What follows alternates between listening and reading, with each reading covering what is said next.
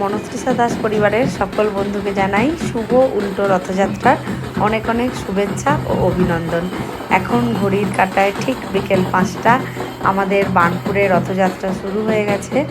বার্নপুরের main রোডের ওপর মোটামুটি যে কটা মন্দির পড়বে সব জায়গাতেই রথ দাঁড় করিয়ে ভগবান জগন্নাথ দেব, বলরাম, সুভদ্রার পুজো করবে।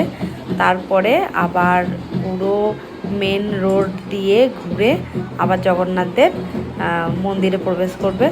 তো যাই হোক, এখন আমাদের বার্নপুর চত্বরে যে বাড়ি ময়দান রয়েছে, তো সেখানে সমস্ত দেবদেবীরই মন্দির রয়েছে। তো সেই জায়গায় এখন আমাদের রথটা দাঁড়িয়েছে, মানে বার্নপুরের রথ।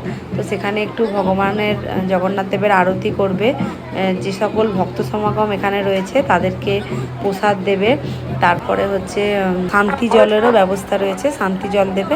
তারপরে আবার রথের যাত্রা শুরু হবে। তো আমিও দেখতে বেরিয়ে পড়েছি রথযাত্রা উৎসব। এখন ঠিক 5টা থেকে 5:30 বাজে। 5টায় তো রথযাত্রা শুরু হয়েছিল, তো এখন মোটামুটি 5:30 বাজে।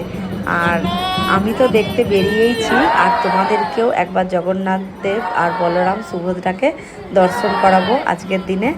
তো চলো দেখতে থাকো। আর যেহেতু রথ মানেই হচ্ছে, আমরা ছোটোবেলা থেকেই জেনে এসেছি যে রথের দিন জিলিপি খেতে হয়। এখন পালা হচ্ছে মিষ্টি মুখের। সামনেই জিলিপি ভাজতে দেখে আর লোভ সামলাতে না পেরে কিনে ফেললাম জিলাপি। বেশ অনেকখানি কিনেছি, 500 গ্রাম মতো জিলিপি নিয়েছি। আর ছেলে খুব বায়না করছিল যে মা আইসক্রিম খাবো, ওকে একটা আইসক্রিম কিনে দিয়েছি। এখন রথ দেখে জিলিপি কিনে নিয়ে বাড়ি ফিরে যাব। তো আজকে একটা ছোট্ট ব্লগ তোমাদের সাথে শেয়ার করলাম। যদি ভালো লেগে থাকে আমার ফেসবুক পেজটাকে ফলো করে ভিডিওটা শেয়ার করে পাশে থাকার জন্য অনুরোধ করলাম। টাটা।